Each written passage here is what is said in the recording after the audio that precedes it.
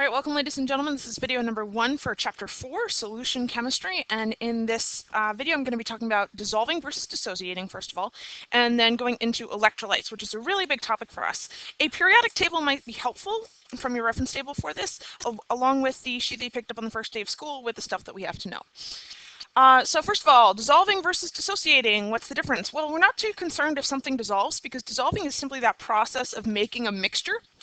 Right, making a homogeneous mixture with a solvent, like if you think of something dissolving in water, that's what we're talking about. And that's not really of a lot of interest to us, like who cares if it dissolves? But does it dissociate? Because dissociation is an extra step. First of all, in order to dissociate, your substance must dissolve. So notice that that's sort of there. Anything that doesn't dissolve will also not dissociate. But dissociation is an additional process of splitting into ions. The splitting into ions during the dissolving process. So what I mean by that, sugar is the compound that dissolves, right? If we're talking about glucose, C6H12O6, it absolutely dissolves in water. But it doesn't dissociate. It doesn't split into ions, which means that I know that the chemical species that is in solution with glucose is just C6H12O6. However, salt, NaCl. Now it is an ionic compound, and it absolutely dissociates in water, which means that when you have NaCl aqueous, it's not really NaCl aqueous. That's not actually what it is.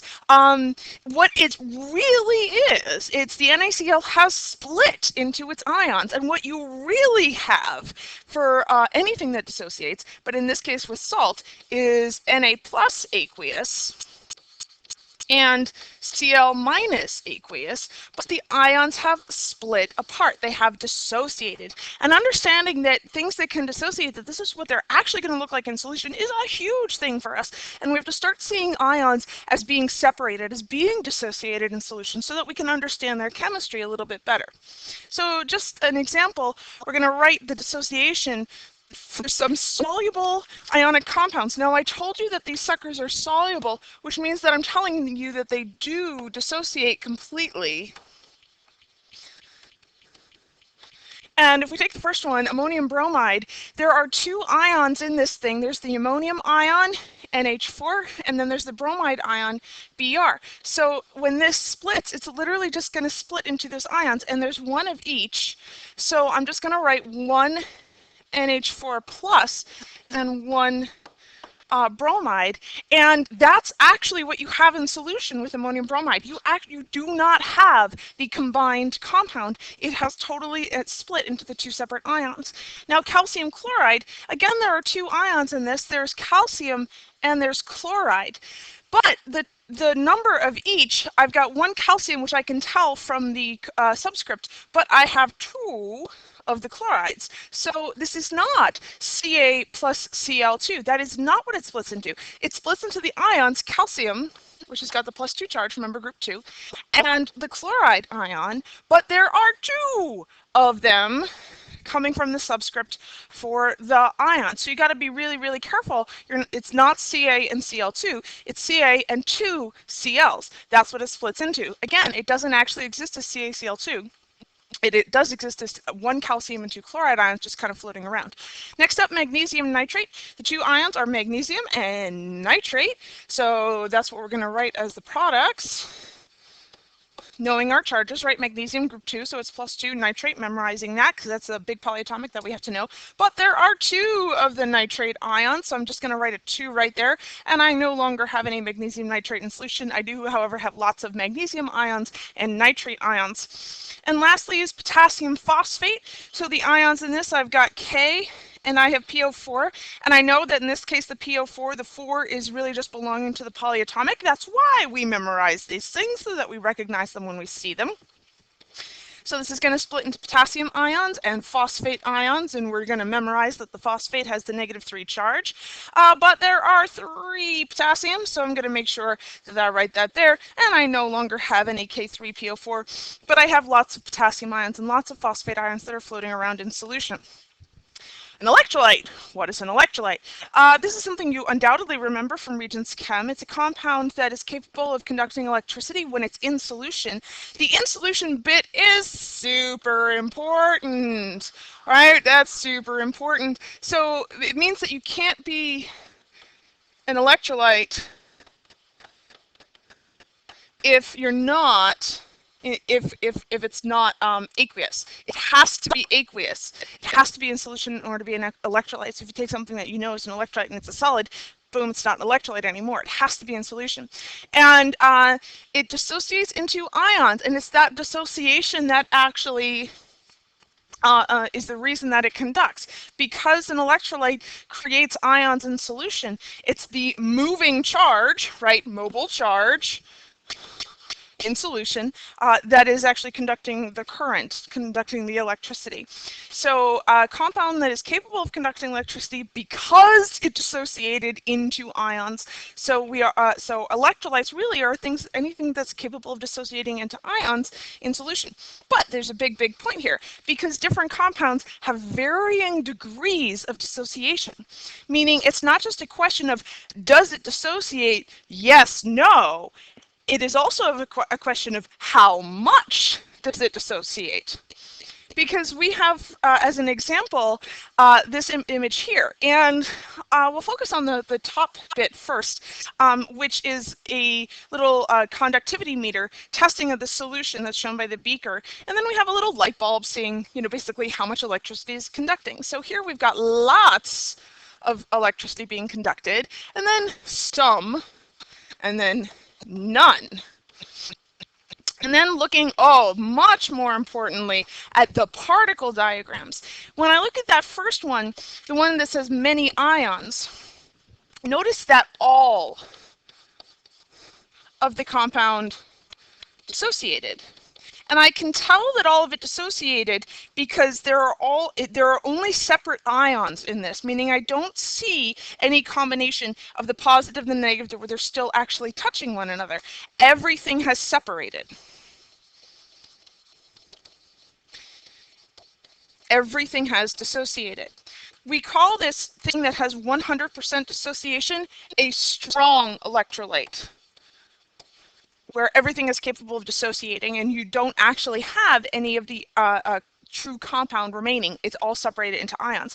But then we have this next case where we have few ions. Now notice, now we have a big difference here. Notice all these ones where the things are still actually connected, they're still together. And actually most of them are that way, but there is one molecule here that did actually separate, and we have some ions. So now we have a little bit of dissociation, but most of it hasn't. Most is still together. This is typically, when we say few ions, it's usually about 5% dissociation, and we call this a weak electrolyte.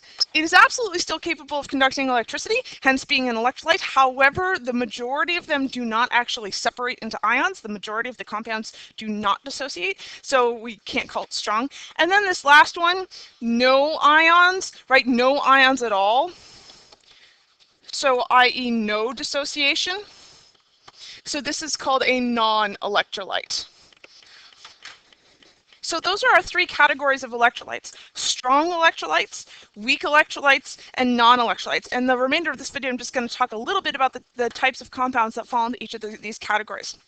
Strong electrolytes, by definition, the definition of a strong electrolyte is something that undergoes 100% dissociation. So it's all ions, no compounds in solution.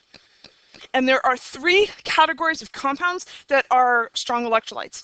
They are the strong acids, the strong bases, and the soluble salts. So all three of these things, strong acids, strong bases, and soluble salts, have 100% dissociation when they're in solution.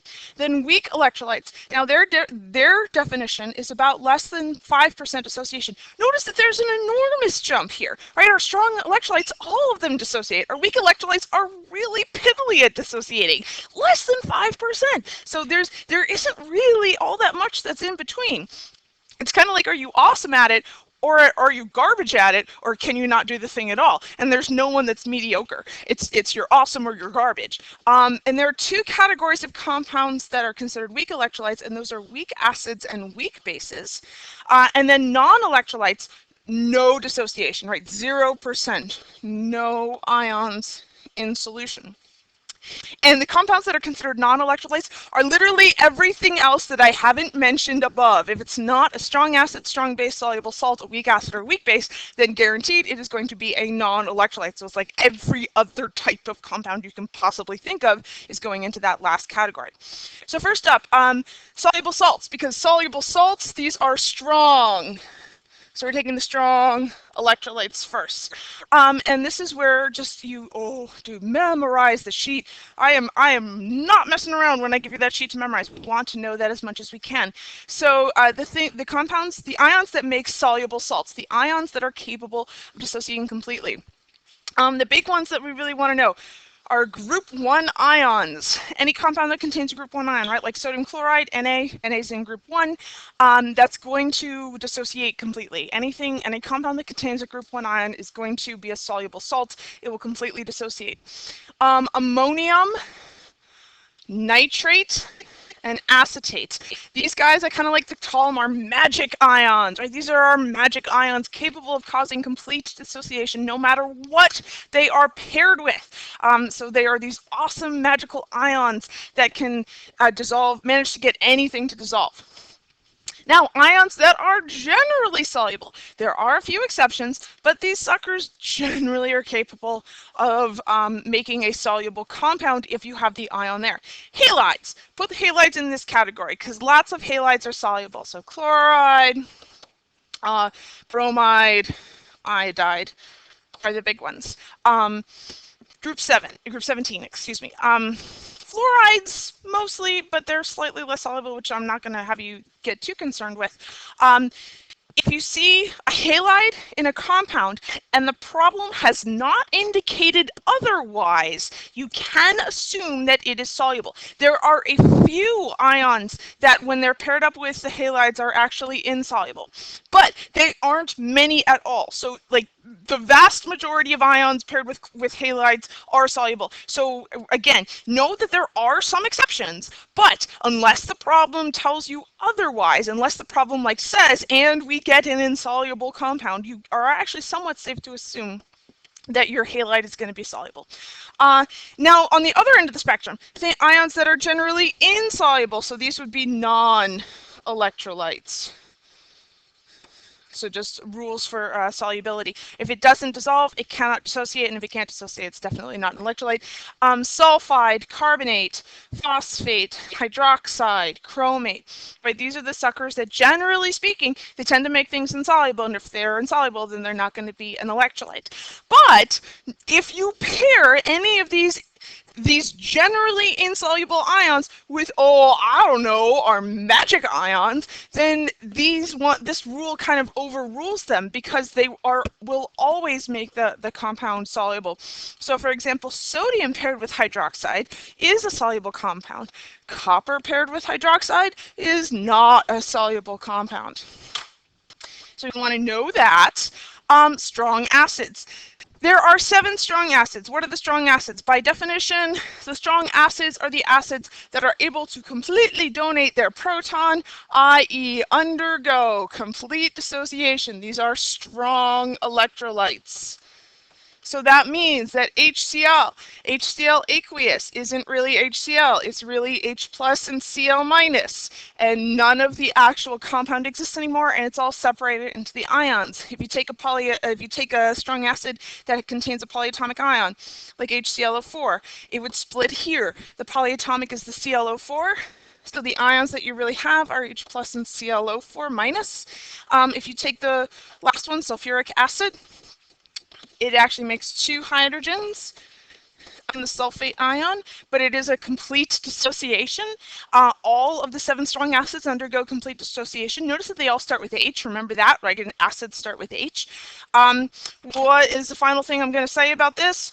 Oh, Know them, memorize them. You have to know what the 7 strong acids are. You have to. You have to. This is so important for us. I don't want to see you in March looking at an acid and not knowing if it's a strong acid or not, because there are 7 of them. Just know these 7. Recognize these 7. HCl, HBr, HI, HClO3, HClO4, HNO3, H2SO4. These are our strong electrolyte acids. Right? These guys undergo complete dissociation.